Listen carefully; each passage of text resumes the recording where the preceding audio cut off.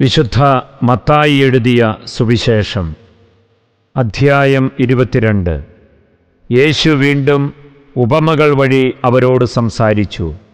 സ്വർഗരാജ്യം തൻ്റെ പുത്രനു വേണ്ടി വിവാഹവിരുന്നൊരുക്കിയ രാജാവിന് സദൃശം. വിവാഹവിരുന്നിന് ക്ഷണിക്കപ്പെട്ടവരെ വിളിക്കാൻ അവൻ ഭൃത്യന്മാരെ അയച്ചു. എന്നാൽ വരാൻ അവർ വിസമ്മതിച്ചു.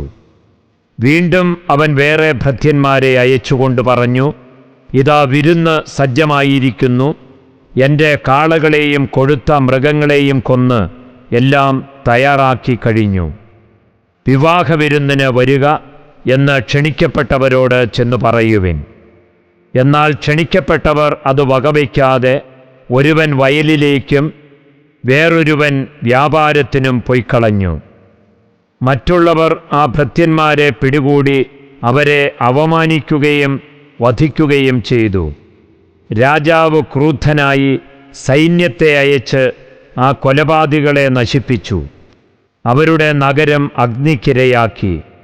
അനന്തരം അവൻ ഭൃത്യന്മാരോട് പറഞ്ഞു, വിവാഹവിരുന്ന് തയ്യാറാക്കിയിരിക്കുന്നു, എന്നാൽ ക്ഷണിക്കപ്പെട്ടവർ അയോഗ്യരായിരുന്നു.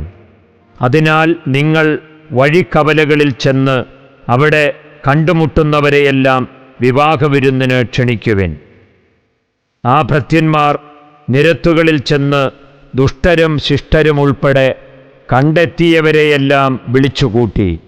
അങ്ങനെ വിരുന്നുശാല അതിഥികളെ കൊണ്ട് നിറഞ്ഞു. അതിഥികളെ കാണാൻ രാജാവ് എഴുന്നള്ളിയപ്പോൾ വിവാഹവസ്ത്രം ധരിക്കാത്ത ഒരാളെ അവിടെ കണ്ടു. രാജാവ് അവനോട് ചോദിച്ചു, സ്നേഹിത, വിവാഹവസ്ത്രം ധരിക്കാതെ നീ ഇവിടെ പ്രവേശിച്ചത് എങ്ങനെ? അവൻ മൗനം അവലംബിച്ചു. അപ്പോൾ രാജാവ് പരിചാരകരോട് പറഞ്ഞു, അവനെ കൈകാലുകൾ കെട്ടി പുറത്തെ അന്ധകാരത്തിലേക്ക് വലിച്ചെറിയുക. അവിടെ വിലാപവും പല്ലുകടിയുമായിരിക്കും. എന്തെന്നാൽ വിളിക്കപ്പെട്ടവർ വളരെ, തെരഞ്ഞെടുക്കപ്പെട്ടവരോ ചുരുക്കം. അപ്പോൾ ഫരിസേയർ പോയി യേശുവിനെ എങ്ങനെ വാക്കിൽ കൊടുക്കാമെന്ന് ആലോചന നടത്തി.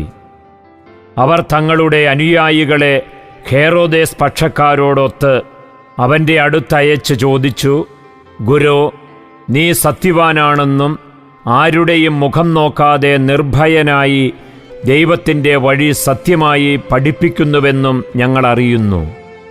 അതുകൊണ്ട് ഞങ്ങളോട് പറയുക, നിനക്ക് എന്തു തോന്നുന്നു? സീസറിന് നികുതി കൊടുക്കുന്നത് നിയമാനുസൃതമാണോ അല്ലയോ? അവരുടെ ദുഷ്ടത മനസ്സിലാക്കിക്കൊണ്ട് യേശു പറഞ്ഞു, കപടനാട്യക്കാരെ, നിങ്ങൾ എന്നെ പരീക്ഷിക്കുന്നത് എന്ത്? നികുതിക്കുള്ള നാണയം എന്നെ കാണിക്കുക. അവർ ഒരു ദെനാറ അവനെ കാണിച്ചു. യേശു ചോദിച്ചു, ഈ രൂപവും ലിഖിതവും ആരുടേതാണ്? സീസറിൻ്റേത് എന്ന് അവർ പറഞ്ഞു. അവൻ അരുളിച്ചെയ്തു, സീസറിനുള്ളത് സീസറിനും ദൈവത്തിനുള്ളത് ദൈവത്തിനും കൊടുക്കുക. ഇത് കേട്ട് അവർ വിസ്മയഭരിതരായി അവനെ വിട്ടുപോയി. പുനരുത്ഥാനമില്ലെന്ന് പറയുന്ന സദുക്കായർ അന്നുതന്നെ അവനെ സമീപിച്ച് ചോദിച്ചു, ഗുരോ, ഒരുവൻ സന്താനമില്ലാതെ മരിച്ചാൽ അവൻ്റെ സഹോദരൻ ആ വിധവയെ വിവാഹം ചെയ്ത് സഹോദരന് സന്താനങ്ങളെ ഉൽപ്പാദിപ്പിക്കണമെന്ന് മോശ അനുശാസിച്ചിട്ടുണ്ട്. ഞങ്ങളുടെ ഇടയിൽ 7 സഹോദരന്മാർ ഉണ്ടായിരുന്നു. ഒന്നാമൻ വിവാഹം ചെയ്തു, സന്താനമില്ലാതെ ഭാര്യയെ സഹോദരന് വിട്ടുകൊണ്ട് അവൻ മരണമടഞ്ഞു. ഇങ്ങനെ തന്നെ രണ്ടാമനും മൂന്നാമനും, അങ്ങനെ 7ാമൻ വരെയും. അവസാനം ആ സ്ത്രീയും മരിച്ചു. അതിനാൽ പുനരുത്ഥാനത്തിൽ അവൾ ഈ 7 പേരിൽ ആരുടെ ഭാര്യയായിരിക്കും? അവർക്കെല്ലാം അവൾ ഭാര്യയായിരുന്നിട്ടുണ്ടല്ലോ.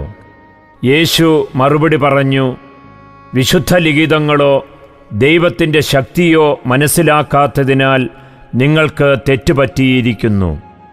പുനരുത്ഥാനത്തിൽ അവർ വിവാഹം ചെയ്യുകയോ ചെയ്തു കൊടുക്കുകയോ ഇല്ല. പിന്നെയോ അവർ സ്വർഗദൂതന്മാരെ പോലെ ആയിരിക്കും. ഞാൻ അബ്രാഹത്തിൻ്റെ ദൈവവും ഇസഹാക്കിൻ്റെ ദൈവവും യാക്കോബിൻ്റെ ദൈവവുമാണ് എന്ന് മരിച്ചവരുടെ പുനരുത്ഥാനത്തെപ്പറ്റി ദൈവം നിങ്ങളോട് അരുളി ചെയ്തിരിക്കുന്നത് നിങ്ങൾ വായിച്ചിട്ടില്ലേ? അവിടുന്ന് മരിച്ചവരുടെയല്ല, ജീവിക്കുന്നവരുടെ ദൈവമാണ്. ജനക്കൂട്ടം ഇത് കേട്ടപ്പോൾ അവൻ്റെ പ്രബോധനത്തെപ്പറ്റി ആശ്ചര്യപ്പെട്ടു.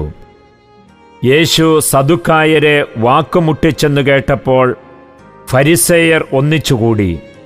അവരിൽ ഒരു നിയമപണ്ഡിതൻ അവനെ പരീക്ഷിക്കാൻ ചോദിച്ചു, ഗുരോ, നിയമത്തിലെ അതിപ്രധാനമായ കൽപ്പന ഏതാണ്?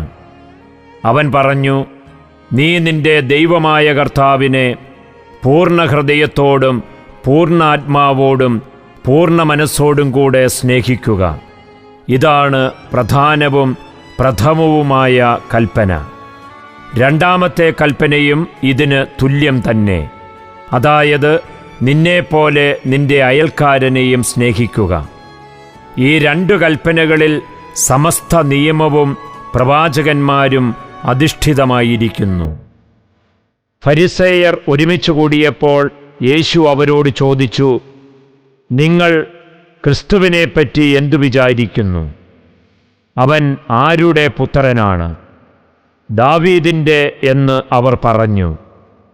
അവൻ ചോദിച്ചു, അങ്ങനെയെങ്കിൽ ദാവീദ് ആത്മാവിനാൽ പ്രചോദിതനായി അവനെ കർത്താവ് എന്ന് വിളിക്കുന്നത് എങ്ങനെ? അവൻ പറയുന്നു, കർത്താവ് എൻ്റെ കർത്താവിനോട് അരുളിച്ചെയ്തു, ഞാൻ നിന്റെ ശത്രുക്കളെ നിന്റെ പാദങ്ങൾക്ക് കീഴിലാക്കുവോളം നീ എൻ്റെ വലതുഭാഗത്ത് ഉപവിഷ്ടനാവുക. ദാവീദ് അവനെ കർത്താവേ എന്ന് വിളിക്കുന്നുവെങ്കിൽ അവൻ അവൻ്റെ പുത്രനാകുന്നത് എങ്ങനെ? അവനോട് ഉത്തരമായി ഒരു വാക്കുപോലും പറയാൻ ആർക്കും കഴിഞ്ഞില്ല. അന്നുമുതൽ അവനോട് എന്തെങ്കിലും ചോദിക്കാൻ ആരും ധൈര്യപ്പെട്ടതുമില്ല.